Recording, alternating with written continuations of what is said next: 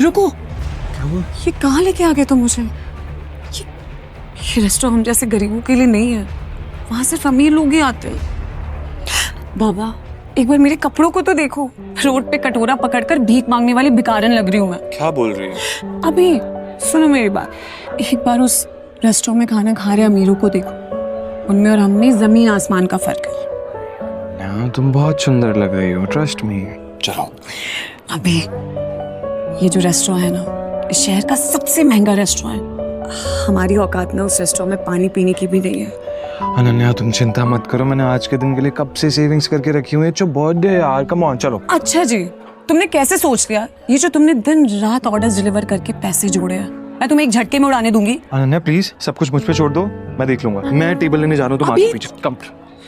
अनन्या अभिनव को रोकने के लिए उसके पीछे पीछे भागी और जल्दी जल्दी में एक अमीर आदमी से टकरा गई और उस अमीर आदमी के महंगे सूट पर वाइन गिर गई।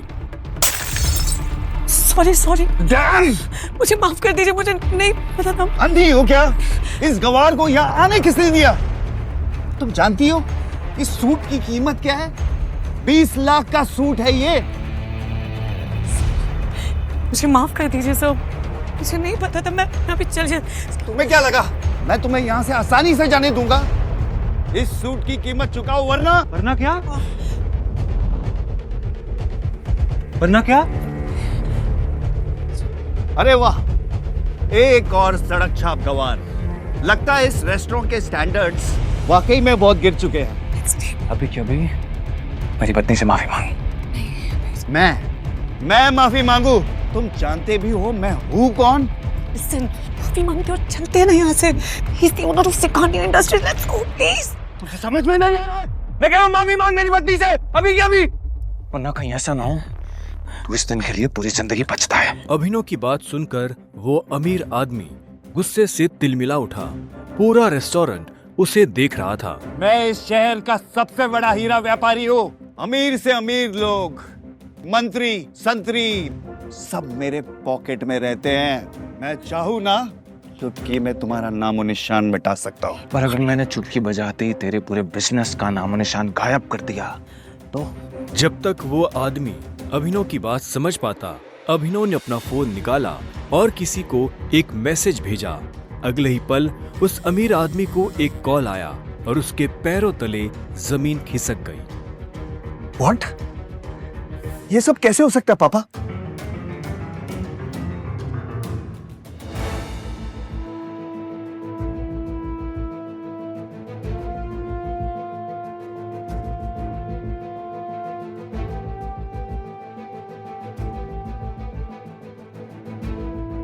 तुमने ये सब कैसे किया? आखिर तुम हो कौन? ज्यादा दूर भागे नहीं होंगे, उस तरफ देखो तुम लोग। संजय के हाथ में गोली लगी थी। वो और अभिनव रात के अंधेरे में एक पतली सी गली में छुपे हुए थे। अच्छा बेटा, जल्दी बाहर आ जाओ। अभी मेरी बात सुन बेटा, यहाँ से भाग जाओ वरना ये लोग तुझे भी मार डालेंगे। बाहर सड़क पर उनकी गाड़ी खड़ी थी और उसी गाड़ी के पास खड़ा था राणा, जिसने संजय को गोली मारी थी। नहीं पापा, मैं आपको छोड़ के नहीं जाऊंगा। जिद मत कर अभिनव। बेटा देख, मैं तो अपनी जिंदगी जी चुका हूँ, अब जो भी करना है तुम्हें करना है, सब कुछ तुम्हें संभालना है। संजय ने कहा और अपनी उंगली में से एक सोने की अंगूठी निकालकर अभिनव को थमा दी। उस पर टी लिखा हुआ था। और एक बात हमेशा याद रखना, अपनी आखिरी सांस तक लड़ना है। Run tiger, run tiger run. और अपनी बंदूक लेकर उन लोगों का सामना करने के लिए गली से बाहर निकल गए। संजय जैसे ही अपनी गाड़ी के पास पहुंचे तो राणा ने संजय पर बंदूक तान दी। अभिनव चिल्लाया और अचानक से उसकी नींद खुल गई। पसीने में तरबतर अभिनव अपने बिस्तर पर उठकर बैठ गया और गहरी सांसें लेने लगा। 18 साल, पिछले 18 सालों से ये सपना इसी तरह से अभिनव को परेशान कर रहा था। अभिनव ने पहले अपनी उंगली में पहनी उस अंगूठी को देखा और फिर बाथरूम की तरफ बढ़ने लगा।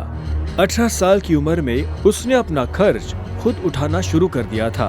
उसकी जिंदगी में बस एक ही खुशी थी, उसकी गर्लफ्रेंड वैभवी।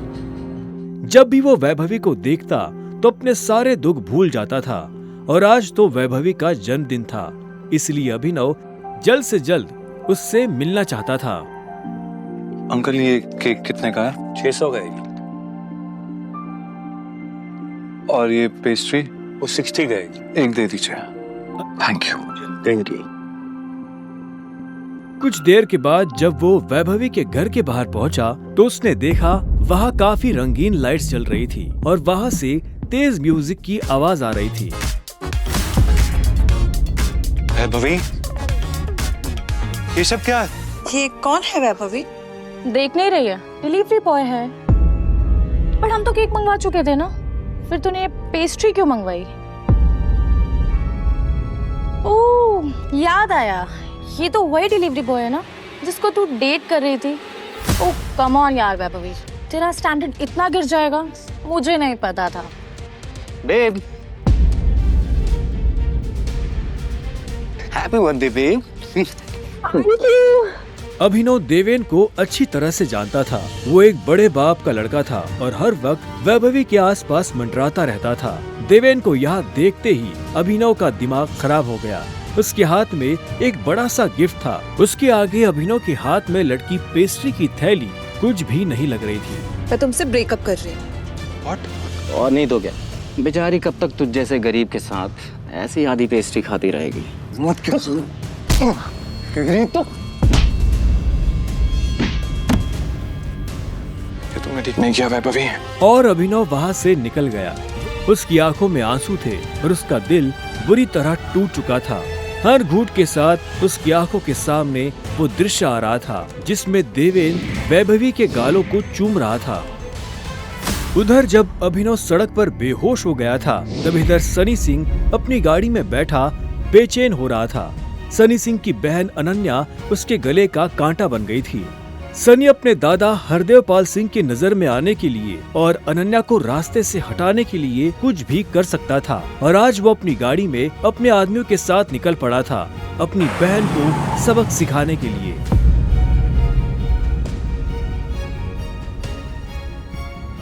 सनी के आदमी अभिनव को उठाकर सीधा रूम नंबर 409 में घुस गए। इसके कपड़े उतारो और बेड पे लिटाओ उसको। कपड़े उतारो उसके। उन्होंने अभिनव को बहुत आहिस्ते से उस बिस्तर पर लेटा दिया।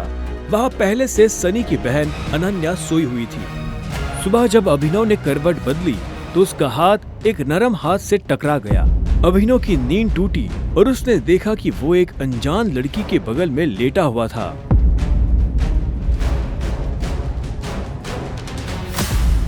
कौन हो तुम? तुम मेरे कमरे में क्या कर रहे हो? तुमने मेरे साथ क्या किया? वो भी इस हाल में? छी छी छी छी छी छी छी। शेम ऑन यू बहना। मुझे तो तुम्हारे पर हमेशा से डाउट था। कितनी बार मैंने दादाजी को समझाया, बोला, पर हर बार बोले मेरी अनन्या ऐसा नहीं कर सकती। लो कर दिया तुम्हारी अनन्या ने ऐसा। अब पता है दादाजी को उनकी पोती की ये चल रही है इनका से लाइव टेलीकास्ट दिखाने के लिए मैंने उन्हें यहाँ बुला लिया। भाई मुझे नहीं पता, भरोसा करिए। क्या हुआ, कैसे हुआ? मैं जानती तक नहीं इस लड़के को, नहीं जानती भाई। मैं भी, हम दोनों के बीच में कुछ भी नहीं हुआ। नहीं। इससे पहले कि अभिनव सफाई देता, अनन्या और सनी के दादा हरदेव पाल सिंह कमरे में पहुंच चुके थे। उनके पहनावे से समझ आ रहा था कि वो बहुत अमीर आदमी थे। अनन्या को इस हाल में देख उनकी आंखें गुस्से में लाल हो गई थी। मुझे तुमसे ये उम्मीद नहीं थी। दादाजी, आप जैसा सोच रहे वैसा बिल्कुल नहीं है। अनन्या, तुम्हें अच्छे से नियम पता थे, फिर भी तुमने सारे नियम तोड़ दिए। नहीं दादाजी, नहीं। और तू? जब अभिनव की नजर हरदेव से मिली तो उसे लगा कि वो अपनी आंखों के सामने मौत देख रहा है। तूने मेरी पोती के साथ आज से हमारे परिवार के कानून के हिसाब से तू सिंह परिवार का दामाद है। क्या? हम दोनों के बीच में लेकिन कुछ हुआ ही नहीं है। जी कुछ नहीं हुआ है। कुछ नहीं किया है ना तुम दोनों ने? तो क्या ये था?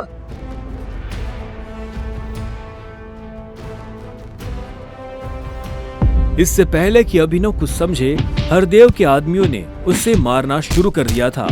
अभिनव हरदेव की उम्र का लिहाज कर रहा था, इसलिए उसने अपने आप को रोक लिया था।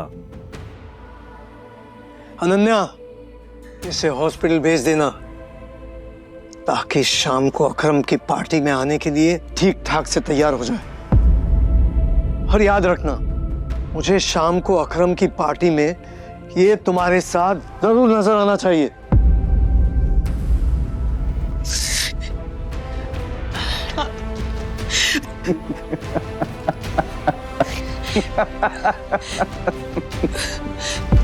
क्यों मेरी जिंदगी बर्बाद कर दी तुमने? क्यों? अभिनव के पास इस सवाल का कोई जवाब नहीं था। वहां जाकर अभिनव शाम को होने वाली पार्टी के लिए तैयार होने लगा। उससे हरदेव और उसके आदमियों का डर नहीं था। वो जानता था कि अनन्या पहले से काफी मुश्किल में थी और वो अपनी वजह से उसकी मुश्किलें और नहीं बढ़ाना चाहता था। अभिनव के पास ले देकर सिर्फ एक ब्लेजर था, वो भी उसके पापा का। वो जगह जगह से फटा और उधड़ा हुआ था, लेकिन जब अभिनव ने उसे पहना तो उसकी खूबसूरती ने ब्लेजर की सारी कमियां ढक दी। अभिनव का अंदाजा सही था। अनन्या का घर काफी बड़ा था। वो एक अमीर परिवार की लड़की थी। जितना अभिनव महीने का कमाता था, उतने की अनन्या ने सैंडल्स पहनी हुई थी। अनन्या की आंखों में दिख रहा था कि वो अभिनव से कितनी नफरत करती थी। अभिनव भी पार्टी में इतने बड़े लोगों के बीच जाने से घबरा रहा था। उसी घबराहट में उसने कब अपने पापा की अंगूठी को उंगली में गोल गोल घुमाना शुरू कर दिया, उसे पता ही नहीं चला।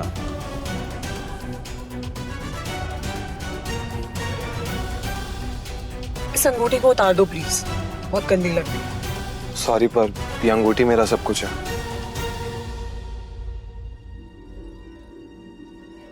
अकरम का घर किले जैसा था, जिसके चारों तरफ बाउंसर्स बंदूकें लिए खड़े थे।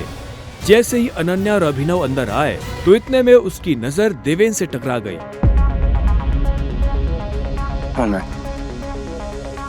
तुम यहाँ क्या कर रहा है साले?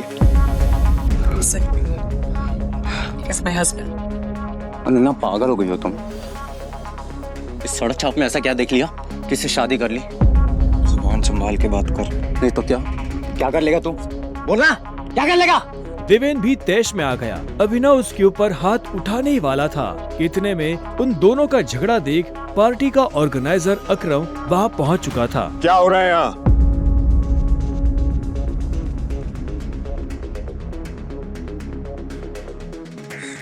अकरम सर, देखिए इस आदमी को, ये क्रिमिनल है, जबरदस्ती आपकी पार्टी में घुसाया। इधर आओ।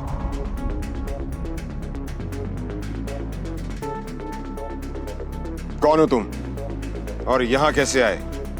एक्चुअली ये मेरे पति है। अकरम को अनन्या की बात पर विश्वास नहीं हुआ। तुम इस पार्टी में इनवाइटेड नहीं हो। इससे पहले कि मैं पुलिस को बुलाऊं, चले जाओ यहाँ से। Thank you Akram sir. Ananya, तुम भी इससे दूर हो, साला गरीब कहीं का। रुको। अकरम भागते हुए अभिनव के पास गया और उसकी अंगूठी को देखने लगा। मुझे तुमसे कुछ जरूरी बात करनी है, अकेले में। अच्छा, चलो। अकरम ने कहा और अभिनव का हाथ पकड़कर उसे अपने साथ अंदर ले जाने लगा। अनन्या, देवेन, सनी और पार्टी में मौजूद बाकी लोग ये देख हैरान हो गए थे। कुछ देर बाद जब वो अकरम के कमरे में पहुंच गए तो अकरम ने दरवाजा बंद किया और अभिनव के पास आकर बोला, मैं तुम्हारी ये अंगूठी देखना चाहता हूँ। क्यों? डरो मत, मैं ऐसे मांगने वाला नहीं हूँ। बस मुझे इसमें कुछ देखना है, प्लीज।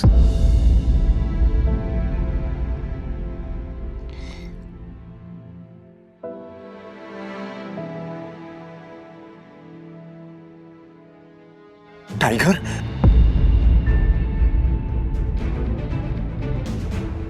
टाइगर। अभिनव ने अकरम के मुंह से ये शब्द सुना तो वो हैरान हो गया। उसे अचानक से अपने पिता के वो आखिरी शब्द याद आ गए जो उन्होंने अभिनव से विदा लेते हुए कह दिए थे। Run tiger, run tiger, run. लेकिन अभिनव हैरान था। उससे समझ नहीं आ रहा था कि अकरम ये सब कैसे जानता था। आखिरकार मैंने तुम्हें ढूंढ ही लिया टाइगर। टाइगर, हाँ, 18 सालों से मैं तुम्हें ढूंढने की कोशिश कर रहा हूं। तुम हमारे टाइगर हो, हमारी हजारों करोड़ों की एम्पायर के वारिस, जिसे हम 3 दोस्तों ने मिलकर शुरू किया था। मैं, तुम्हारे पापा संजय गढ़वाल और राणा अग्निहोत्री। वो देखो। इतना कहते ही अकरम ने दीवार पर टंगी एक तस्वीर की तरफ इशारा कर दिया जिसमें संजय, अकरम और राणा तीनों मौजूद थे। राणा को देख अभिनव को झटका लगा। उसकी आंखों के सामने वो सपना फिर से हरा हो गया जो वो हर सुबह देखकर उठता था।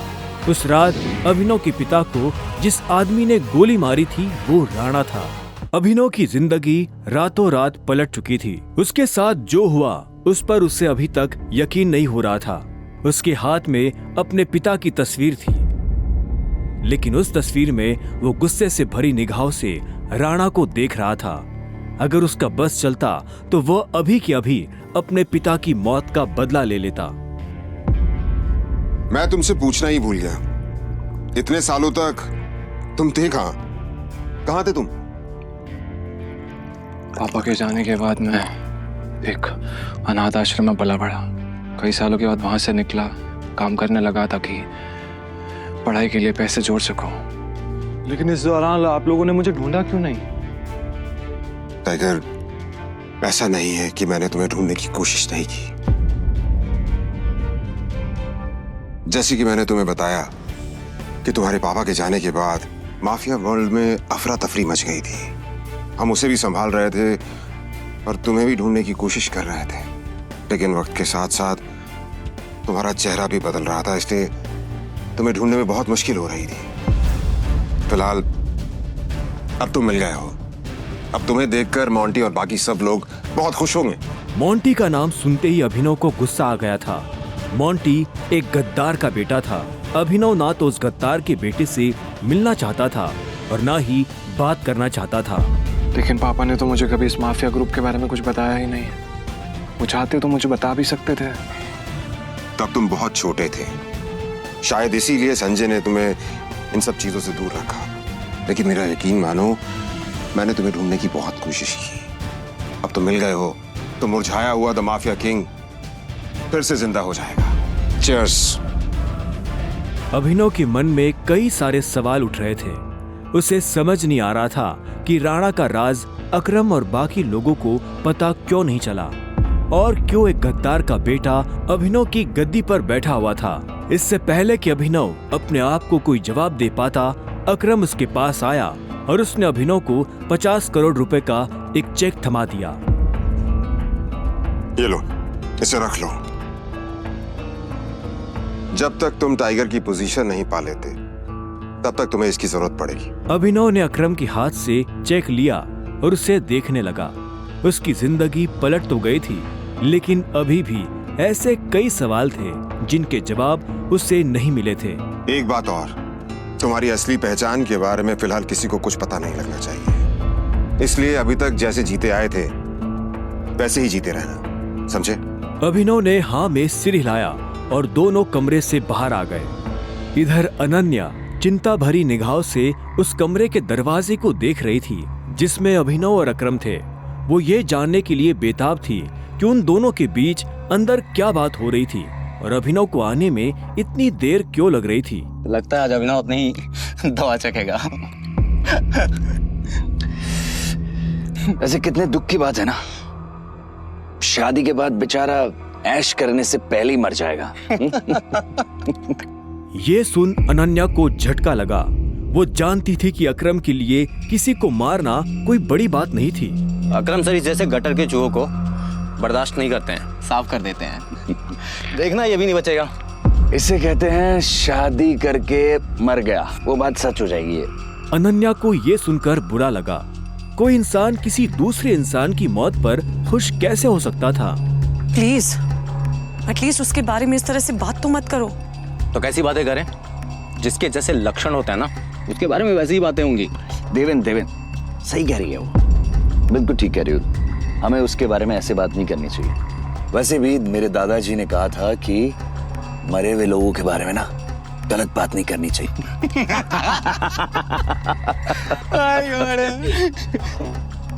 इससे पहले कि अनन्या कुछ कहती, अकरम अभिनव को लेकर बाहर आ रहा था। अभिनव के बदन पर एक छोटी सी खरोच भी नजर नहीं आ रही थी। जब देवेन और सनी ने ये देखा तो उनका मुंह हैरानी के मारे खुला का खुला रह गया। इसे देख कर तो लग ही नहीं रहा है कि अकरम सर ने इसे हाथ भी लगाया है। वैसे जितनी देर तक ये दोनों कमरे के अंदर थे, अब तक तो इसकी नाक टूटी हुई होनी चाहिए थी, पर ये तो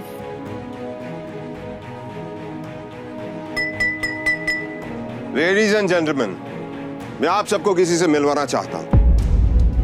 ये अभिनव, मेरे सबसे पुराने ड्राइवर का बेटा, मेरे लिए बहुत अजीज है ये।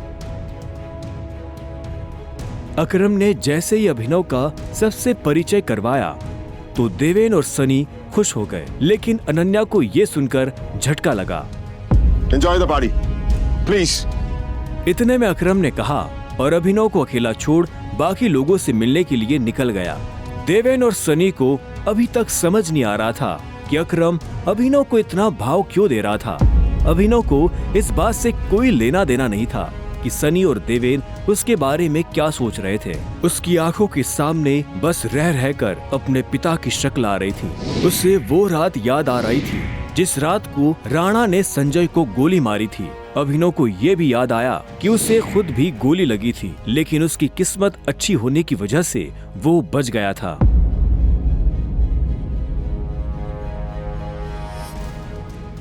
मुझे नहीं लगा था कि तुम अपने पैरों पर बाहर भी आ पाओगे। अच्छा, तुम्हें मेरी इतनी चिंता हो रही थी? ओ प्लीज, मुझे चिंता नहीं हो रही थी, बस तुम्हें तो अपनी चिंता होनी चाहिए ना। अगर जिंदा रहना चाहते हो तो थोड़ा बचकर रहो।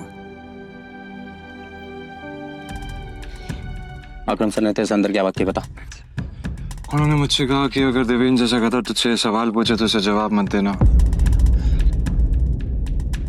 देवेन ने उसे गाली दी, लेकिन अभिनव पर उसका कोई असर नहीं हुआ। उसके दिमाग में इस वक्त पहले से ही कई जरूरी चीजें घूम रही थी। इसके बाद पूरी पार्टी के दौरान अनन्या ने अभिनव से कोई बात नहीं की।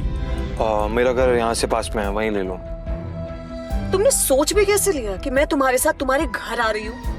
तुम्हारी हालत ऐसी है तो पता नहीं तुम्हारी घर की हालत कैसी होगी। तुम मेरी पत्नी हो, मेरे साथ नहीं रहोगी तो किसके साथ रहोगी? सुनो, अपनी ये 2 कौड़ी का लॉजिक ना अपनी जेब में रखो। पहले तुम मुझे ये बताओ, तुम मेरे बिस्तर में कैसे आए? ये सवाल तो मैं भी तुमसे पूछना चाहता हूँ। अच्छी बात है, लेकिन मैं तुम्हारे साथ तुम्हारे घर रहने नहीं आ रही हूँ, मैं अपने घर जा रही हूँ, ठीक है? और अगर इन फ्यूचर मजबूरी भी रहे ना तो मैं तुम्हारे साथ तुम्हारे घर में नहीं रहूंगी, तुम मेरे घर रहने आओगे एक नौकर की तरह, समझे? अभिनव ने पहले उसे देखा और फिर अपनी उंगली में पहनी हुई उस अंगूठी को देखने लगा। अगर आज वो अंगूठी नहीं होती तो पता नहीं उसका क्या होता।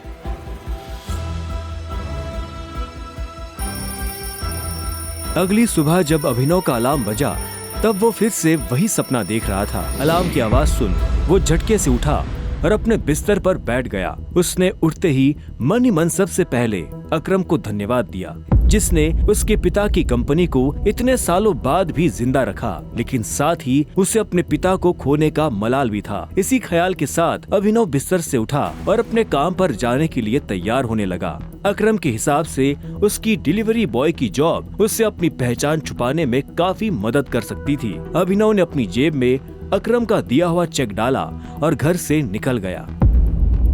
1 घंटे बाद जब वो अपनी बाइक से ऑफिस आया और कॉरिडोर में चलने लगा तो उसे पीछे से आवाज आई, ए डिलीवरी बॉय।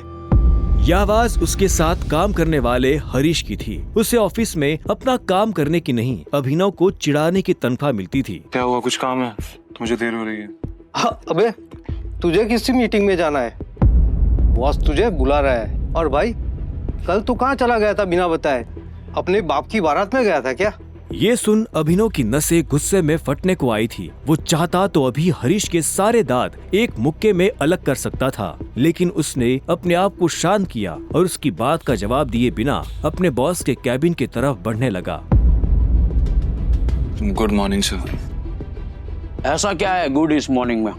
अभिनव के पास इस सवाल का कोई जवाब नहीं था। ऐसे में उसके बॉस ने आगे कहा, कल तुम बिना बताए चले कैसे गए?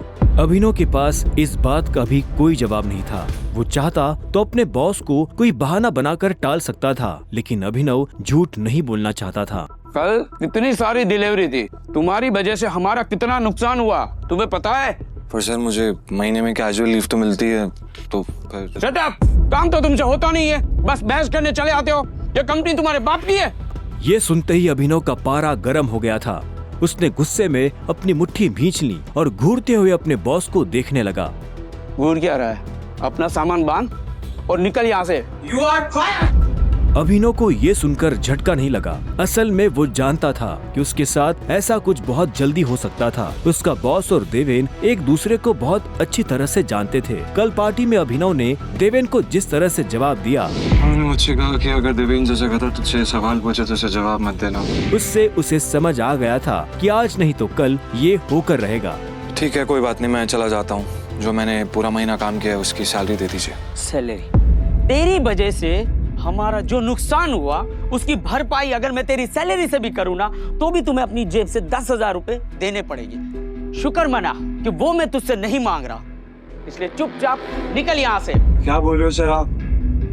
क्या मेरे एक दिन आने में आपका 25,000 का नुकसान हो गया? मैं तब तक यहाँ से नहीं जाऊंगा जब तक मुझे मेरी सैलरी नहीं मिल जाएगी। सैलरी दीजिए। सैलरी? रुक, अभी देता हूँ तुझे तेरी सैलरी। उसके बॉस ने कहा और टेबल पर रखी घंटी बजा दी। अगले ही पल कमरे का दरवाजा खुला और 4 बाउंसर अंदर घुस आए। उठाकर बाहर पटको साले को।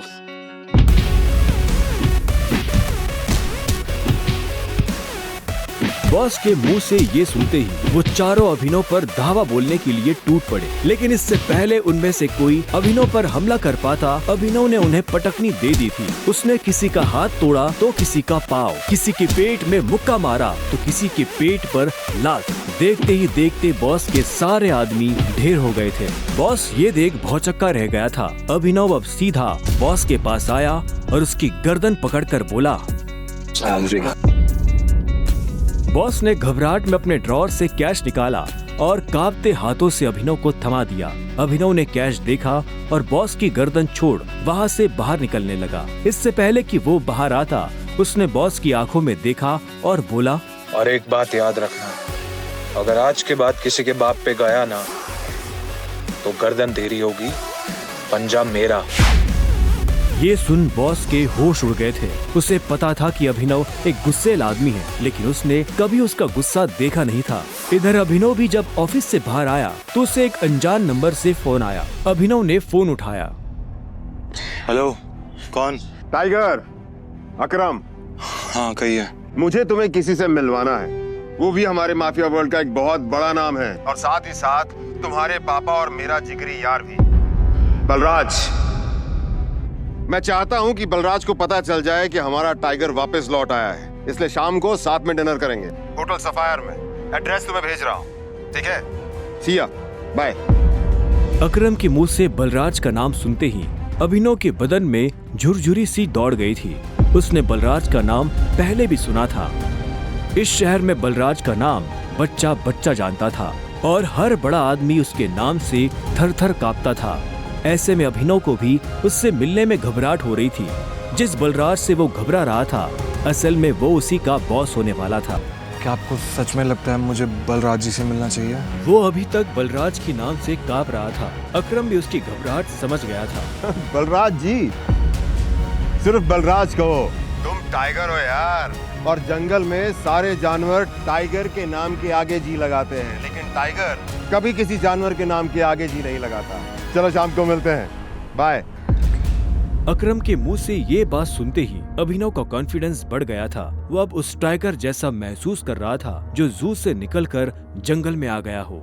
अभिनव अपने पुराने ऑफिस से निकलने के बाद अपने घर आ गया था। वो इतने आराम से अपने बिस्तर पर आखिरी बार कब लेटा था उसे याद ही नहीं था। वो बड़ी एक्साइटमेंट के साथ कमरे के दरवाजे की तरफ देख रहा था। Pizza delivery. सर ऑर्डर सिर्फ 500 का था, आपने मुझे 1000 क्यों दिए? तुम डिलीवरी वाले बहुत मेहनत करते हो दोस्त, ये 500 रुपए तुम्हारी टिप। Thank you sir. इधर अभिनव उस पिज्जा बॉक्स को ध्यान से देख रहा था। उसे याद नहीं आ रहा था कि उसने आखिरी बार पिज्जा कब खाया था। वैभवी और अपने लिए घर लेने के चक्कर में उसने अपनी कितनी इच्छाओं को मारा था, इसका एहसास उसे आज हो रहा था। लेकिन अब वो रुकने वाला नहीं था। शाम को अभिनव होटल सैफायर जाने के लिए तैयार होने लगा था। उसने ग्रे कलर की शर्ट और ब्लैक कलर की पैंट पहनी थी। अभिनव के पास पहनने के लिए इससे अच्छा और कुछ नहीं था। जैसे उसने होटल को बाहर से देखा तो देखता ही रह गया। उसने आज तक इतने बड़े होटल को इतने पास से नहीं देखा था। रुको, अंदर का जा रहा है? अंदर ही जा रहा हूँ, क्या दिक्कत है? अंदर जाना है तुझे? तुझे क्या लगता है कि मैं तुझे अंदर जाने दूंगा? क्यों नहीं जा सकता मैं अंदर? अभिनव समझ गया था कि चीफ सिक्योरिटी ऑफिसर उसके कपड़े देखकर उसे जज कर रहा था। सुन, मैं तेरे जैसे लोगों को बहुत अच्छे से जानता हूँ। फालतू का तमाशा मत कर, निकल यहाँ से। कैसे जानता है तू मुझे? रिश्तेदार है मेरा। जब मैं अंदर जाने के लिए आया हूँ तो वापस क्यों जाऊंगा? ये होटल क्या तेरे बाप की है? बोलना।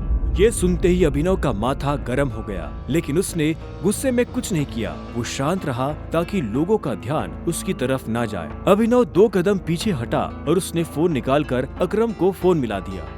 हाँ टाइगर, कहाँ पहुँचे? मैं ये होटल की एंट्री पे हूँ अकरम। हमारा टेबल नंबर क्या है? Table number? अरे मैं इस होटल का मालिक हूँ, मुझे टेबल बुक करने की जरूरत नहीं है। तुम अंदर जाओ, आराम से बैठो, बस मैं पहुँचने ही वाला हूँ। मैं अंदर नहीं जा पा रहा हूँ। यहाँ पे कोई ये सिक्योरिटी वाला खड़ा है, वो कह रहा है कि मेरे जैसे इंसानों को अंदर नहीं जाने देता है। वो नहीं, ये कथा। तुम एक काम करो, बस 10 मिनट में मैं पहुँचने वाला हूँ, तो वेट करो, ठीक है? और ये इस ऑफिसर की वजह से मैं तुमसे माफी मांगता हूँ। ठीक, नहीं कोई बात नहीं। क्यों, बहुत हीरो बन रहा था ना? मैंने कहा था मैं तुझे अंदर जाने नहीं दूंगा। अगर प्रधानमंत्री को भी कॉल करेगा ना तब भी नहीं, समझा? चल निकल यहाँ से। अरे वो देखो, तुम्हारा निठल्ला एक्स। आजा मजे लेते इसके।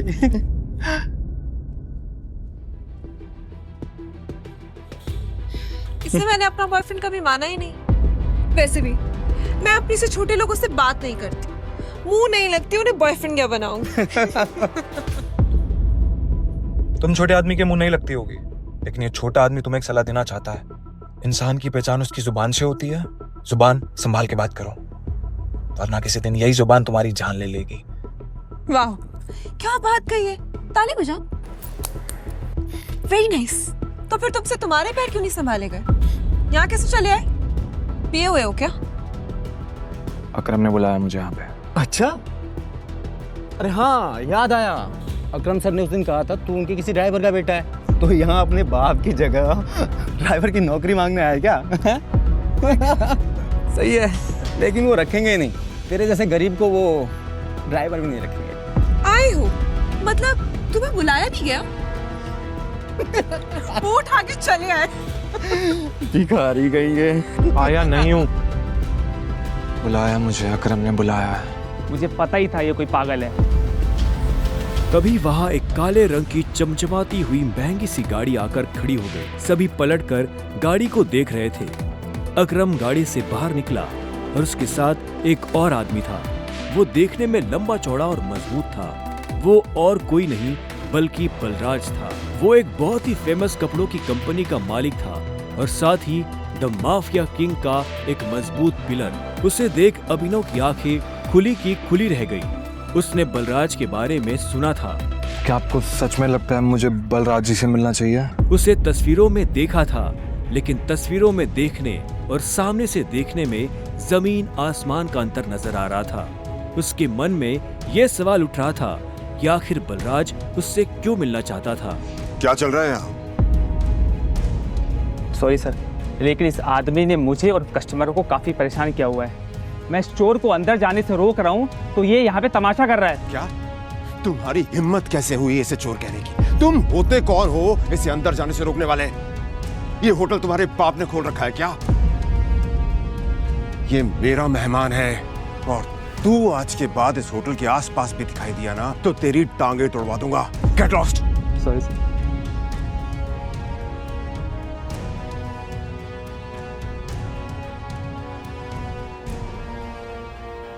आई एम सॉरी टाइगर, इस बेवकूफ की वजह से। नहीं, असल में तो छोटा आदमी का दुश्मन बना हुआ है आज भी।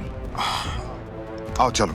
अकरम ने अभिनव को अपने साथ अंदर आने का इशारा किया। अभिनव अकरम के पीछे चला जा रहा था। उसे महसूस हो रहा था कि बलराज भी अपने भारी भरकम पैरों के साथ अभिनव के पीछे आ रहा था।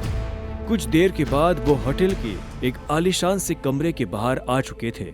इससे पहले कि वो अंदर जाते, होटल का मैनेजर उनके पास आया और बोला, good evening sir, welcome sir, can I get something for all of you? एक काम करो, जो भी लीकर अवेलेबल है उसकी लिस्ट भिजवा दो। Sure sir, but sir if you don't mind, अपने होटल में जितनी भी लिकर्स अवेलेबल हैं मुझे सबके नाम याद है। We have tequila which is of 5 lakh rupees, vodka 8 lakh rupees, इसकी 10 lakh rupees and we have gin जो कि 12 लाख रुपए की। Sir what would you like to have? क्या है कि आज मेरे यहाँ बहुत खास मेहमान आए हैं, तो इसलिए जो सबसे महंगी है वो भिजवा दो और बाकी सब चीजें। Sure sir, I will get the best liquor for all of you. Good evening sir. Good evening sir. Akram, hotel तेरा, शराब तेरी, फिर भी तुम्हारा ये मैनेजर तुझे तेरी शराब की रेट क्यों बता रहा था, जबकि तू कोई भी चूज कर सकता है? वो इसलिए मेरे दोस्त, क्योंकि मैं दिन देखकर शराब मंगवाता हूँ और आज का दिन मेरे लिए, इनफैक्ट हम सबकी जिंदगी के लिए बहुत इंपॉर्टेंट दिन है, इसलिए मैंने हम तीनों के लिए महंगी शराब मंगवाई है। So let's enjoy. अच्छा आओ। Okay, let's enjoy. अब तुम्हें यहाँ अपनी पहचान छुपाने की जरूरत नहीं है। ये रूम प्राइवेट भी है और सबसे सेफ भी। बैठो। वो एक आलीशान कमरा था। वो तीनों बैठ गए। तब अभिनव बलराज को बहुत ध्यान से देख रहा था। बलराज, आज मैंने तुम्हें यहाँ एक बहुत इंपॉर्टेंट इंफॉर्मेशन देने के लिए बुलाया है। हमें संजय का बेटा टाइगर मिल गया है, लेकिन फिलहाल वो अंडरकवर है, इसलिए उससे तुम्हें मैं बाहर नहीं मिलवा सकता था। Sir your snacks and drink.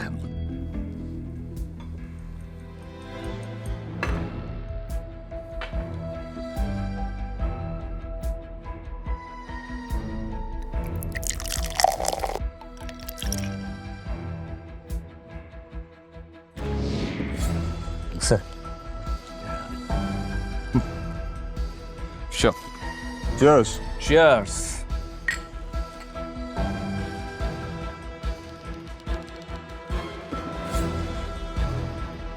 तो यही है टाइगर?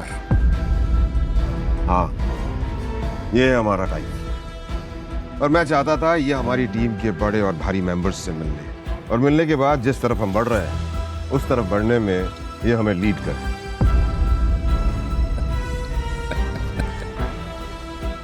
माफ करना दोस्त, पर मुझे थोड़ी हंसी आ रही। वो क्या है ना, सब कुछ तो तू ही बोल रहा है। हमारा ये टाइगर गूंगा है क्या? हाँ बलराज, तुम्हें टाइगर के बारे में इस तरह से बात नहीं करनी चाहिए। माफ करना दोस्त, माफ करना। बोलना अच्छी लगी मुझे तुम्हारी। अच्छा,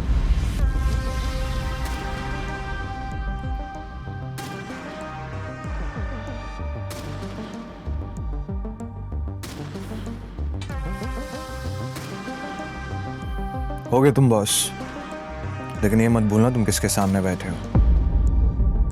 टाइगर हूं मैं। टाइगर ना ही चुप रहता है, ना ही धीरे बोलता है। टाइगर सीधा धाड़ता है।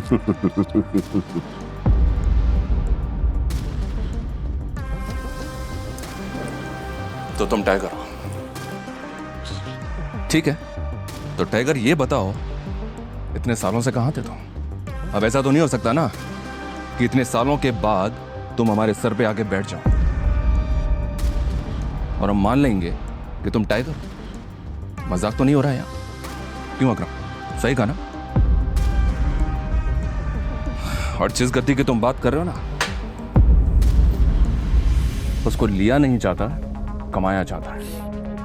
आई बात समझ में? अच्छे से जानता हूँ, छीनना मेरे खून में भी नहीं है। मैं इतने सालों से कहाँ गायब था, क्या कर रहा था, ये सब समझाने का तो हमारे पास टाइम नहीं है शायद। और रही बात कि मैं टाइगर हूँ या नहीं हूँ, ठीक है, तुम तरीका बताओ, साबित कर दूंगा। शाबाश, ये हुई ना बात। अकरम ने मुस्कुराते हुए अभिनव को देखा। उसकी आंखों में अभिनव के लिए गर्व की भावना झलक रही थी। उसने जितना सोचा था अभिनव उससे भी खूंखार था, लेकिन बलराज के माथे पर शिकन बरकरार थी। उसकी आंखों से पता चल रहा था कि वो इतनी जल्दी अभिनव को टाइगर नहीं मानने वाला था। वैसे भी पूरे ग्रुप में अगर बलराज किसी चीज के लिए जाना जाता था तो वो थी उसकी जिद। वो इस बात को नहीं पचा सकता था कि कल को एक बच्चा उसके सर पर बैठकर राज करे।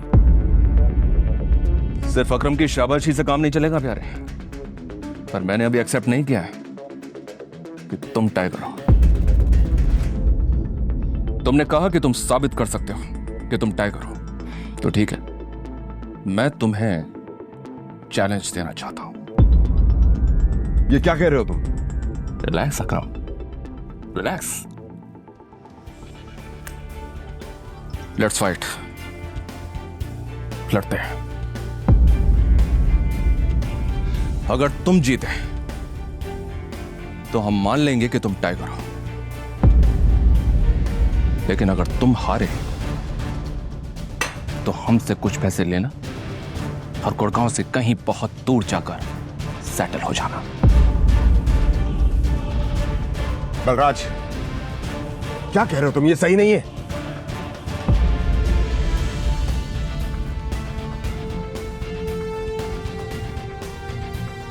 Let's fight.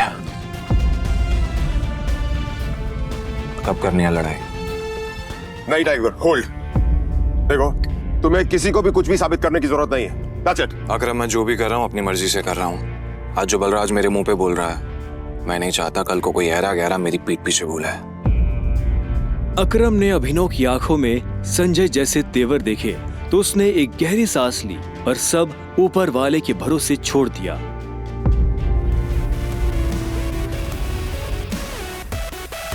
लगभग 1 घंटे के बाद बलराज अभिनव और अकरम के साथ अपनी प्राइवेट एरेना में आ गया था। ये वही एरेना थी जहां पर बलराज अक्सर लड़ाई किया करता था। उस बड़ी सी एरेना में उन तीनों के अलावा और कोई नहीं था। एक बार फिर सोच, मैं आज तक इस रिंग में हारा नहीं हूं। तुम इस रिंग में आज तक इसलिए नहीं हारे हो बलराज, क्योंकि तुम्हारा सामना आज से पहले संजय के बेटे टाइगर से नहीं हुआ था। तो अकरम मियां, किस पर दाव लगाओगे? मुझ पर या इस पर? बेवकूफों जैसी बात मत करो। भला टाइगर के होते हुए किसी और पर दाव लगाया जा सकता है क्या? सोच लो, बहुत बुरी तरह पछताओ।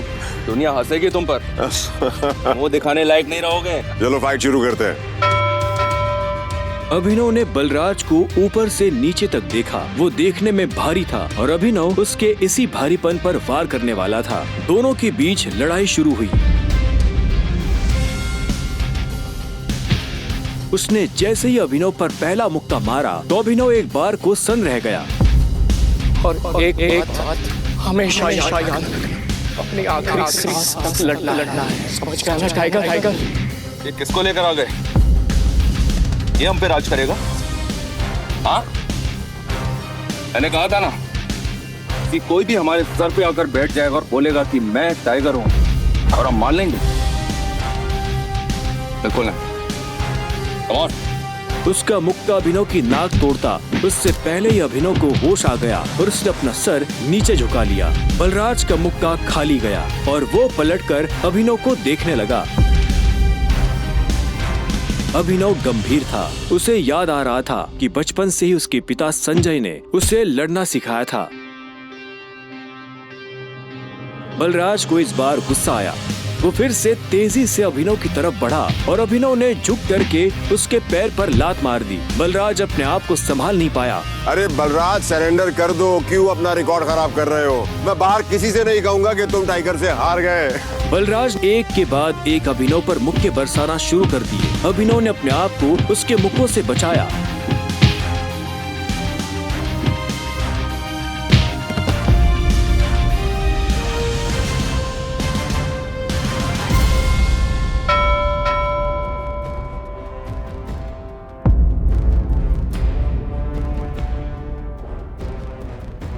अभिनव ने बलराज को छोड़ा और चुपचाप रिंग के कोने में जाकर खड़ा हो गया। बलराज ने मुश्किल से अपने भारी भरकम शरीर को उठाया और दर्द में कराहते हुए बोला, अकरम, मैं जानता तो बहुत खुश हो गया आज। बलराज की कमर में मोच आई थी और उसने हंसते हुए अभिनव से कहा, कहाँ से सीखा ये सब?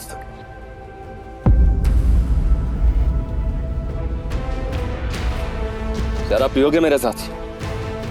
आज की पार्टी मेरी तरफ से। बलराज, ऐसे नहीं कहते, ऐसे कहते हैं कि टाइगर जी, क्या आप मेरे साथ शराब पिएंगे, पार्टी करेंगे? इस तरह। टाइगर जी, क्या आप आज मेरे साथ शराब पीना पसंद करेंगे? पार्टी करेंगे? हाँ? ओके? राइट। क्यों नहीं?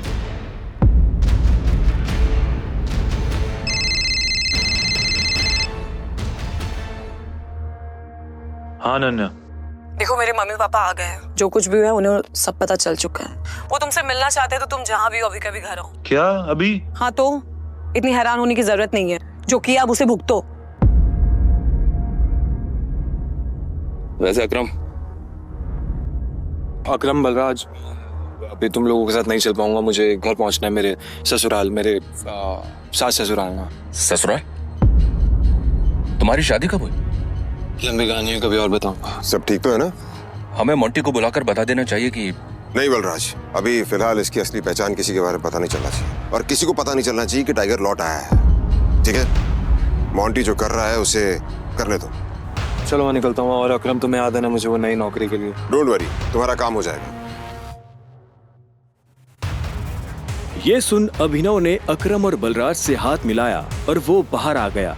उसने अपने जाने के लिए एक कैब बुक कर ली थी। टाइगर, ये लो।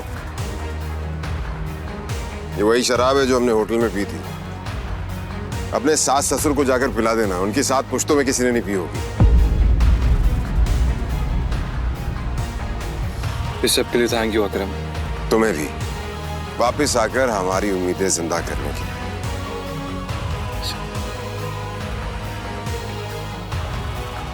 अब आजा, कि अंदर रिंग में ही रहेगा। कुछ देर के बाद गाड़ी अनन्या के घर के बाहर आकर रुकी। अभिनव नीचे उतरा और गहरी सांसें लेते हुए घर के अंदर पहुंच गया।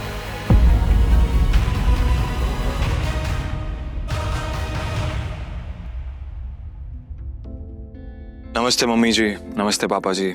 ये मैं आप लोगों के लिए लेकर आया था। अरे वाह, क्या बात है, बहुत एक्सपेंसिव है यार। हैं?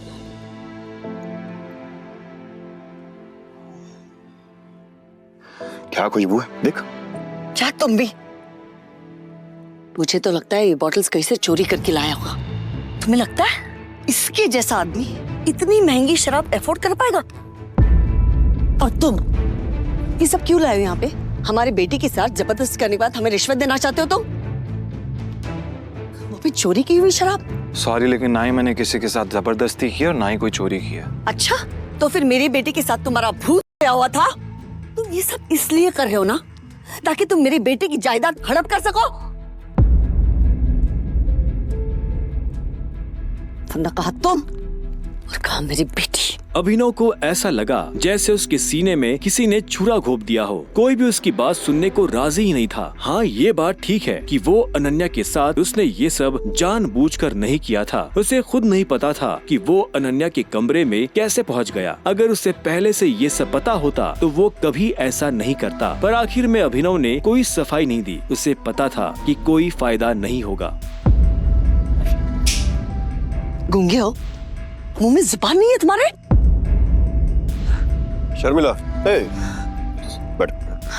अभिनव, बैठ जाओ। शर्मिला अभी भी गुस्से में उसे देख रही थी। अभिनव बैठा और राजीव ने आगे कहा, तो वहाँ जो कुछ भी हुआ है हमें उसके बारे में सब कुछ पता है और अनन्या को भी ये मालूम नहीं है कि उसके साथ कैसे हुआ है। लेकिन मुझे ऐसा लगता है कि वहाँ पे कोई बहुत बड़ी गड़बड़ हुई है। चलो, अब जो कुछ भी है तुम्हारे और अनन्या का रिश्ता तो बदल नहीं सकते। वैसे भी जो कुछ हुआ उसका उसे मलाल नहीं था। अगर वो अनन्या से नहीं मिलता तो वो अकरम से कभी नहीं मिल पाता। साथ ही वो बाहर की दुनिया में अनन्या का नाम भी खराब नहीं होने देना चाहता था। ऐसे में वो भी नहीं चाहता था कि ये शादी टूटे। तो अभिनव, तुम क्या करते हो? मैं एक डिलीवरी बॉय का काम करता था और आज मुझे नौकरी से निकाल दिया गया। उसके ये शब्द किसी बॉम्ब की तरह उन दोनों पर गिरे। इससे पहले कि शर्मिला कुछ कहती, राजीव ने कहा, अभिनव, तुम्हें जल्द से जल्द नौकरी ढूंढनी पड़ेगी और वो भी अच्छी वाली। तभी तुम मेरी बेटी के साथ लीगली शादी कर सकते हो। चलो, अब तुम जा सकते हो। अभिनव उठा और बाहर निकलने लगा। इतने में शर्मिला के गुस्से में और एक उबाल आया और वो अभिनव के पीठ पीछे बोली, देखा कितना ढीठ है ये? ओवर कॉन्फिडेंस तो देखो इसका। जेब में 10 रुपए नहीं है और चल ऐसे रहा है जैसे जंगल का टाइगर हो। राजू, तुम्हें लगता है इस जैसे ली कोई नौकरी पे रखेगा? रखेगा नहीं, रखेंगे। मेरे लिए काम की कमी नहीं है। सुना तुमने? राजीव भी अभिनव की बात सुन हैरान हो गया। इतने में अभिनव शर्मिला के पास आया और बोला, अगर मुझे एक अच्छी नौकरी मिल गई तो क्या आप मुझे ये साबित करने का मौका देंगी कि मैं अनन्या से शादी करने के लायक हूँ?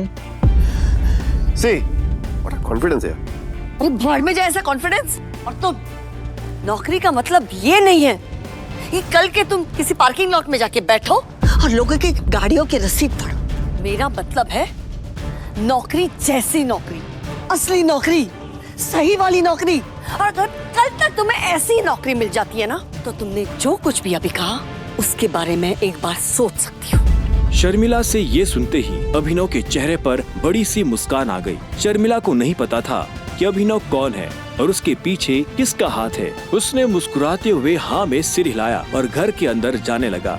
रात बहुत हो चुकी थी और उसे पता था कि इस वक्त वो अपने घर नहीं जा सकता था। उसने सोचा था कि वो अनन्या के कमरे में जाकर सो जाएगा। वैसे भी अब दोनों पति पत्नी थे। ऐसे में अभिनव जैसे तैसे उस बड़े से घर में अनन्या के कमरे के बाहर पहुंच चुका था। क्या है? रात बहुत हो गई, मैं अपने घर नहीं जा सकता, मुझे सोने के लिए जगह चाहिए। तो क्या, तुमने मुझे अपने मम्मी पापा से मिलने के लिए बुलाया था ना, तो तुम ही जगह दो सोने की। हेलो, तुम्हें क्या लगता है मैं फिर से तुम्हें अपने कमरे में आने दूंगी? तो मैं और कहाँ जाऊंगा? मुझे नहीं पता, जो करना करो, बट पैर वरना मैं तोड़ दूंगी। अभिनव पहले तो नहीं डरा, पर जब दरवाजा उसके पैर को छूने ही वाला था कि उसने अपना पैर पीछे खींच लिया। अनन्या ने दरवाजा बंद किया और दूसरी तरफ से चिल्लाते हुए बोली, नौकरों की जगह ना मालिकों के कमरों में नहीं, घरों के स्टोर रूम्स में होती है। ये सुनते ही अभिनव को बुरा लगा, पर वो कर भी क्या सकता था। उसने बस बंद दरवाजे को देखा और हताशा से अपना सिर हिलाने लगा। आगे की कहानी जानने के लिए देखें अगला एपिसोड सिर्फ पॉकेट FM के YouTube चैनल पर, और द रिटर्न ऑफ टाइगर के सारे एपिसोड्स को सुनने के लिए डिस्क्रिप्शन में दी लिंक से डाउनलोड करें पॉकेट FM ऐप।